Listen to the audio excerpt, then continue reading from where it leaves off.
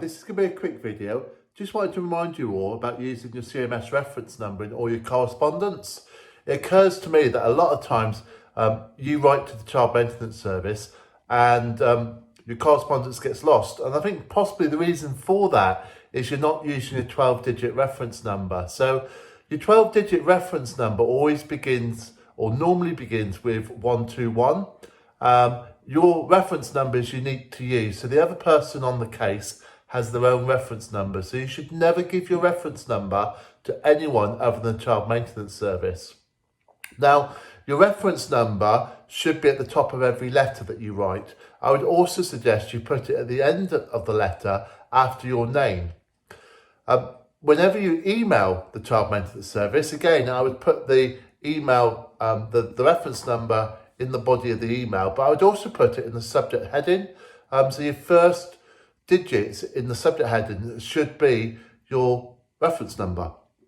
And obviously if you do that as well, it makes it easier to find your emails, because we know what we're all like. We lose our emails on our computer system. So if you always write to the CMS via email and you use your 12-digit reference number, you should be able to find those emails. And if you're actually physically writing to the CMS, bear in mind that the letters you write go to a mail handling centre, so they don't go directly to the CMS. Make sure your 12-digit reference number is on there. And I think if everyone does that, there'll be a lot less trouble with the CMS. It's very easy to do. You draft a letter and then you send it off. You know who you are.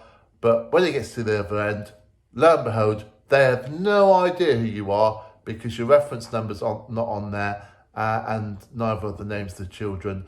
And your name just happens to be something like John Smith or a common name, Mr. Brown or something like that. So of course they then can't tie up those letters. So that's it, guys. Just remember, always use your 12-digit reference number.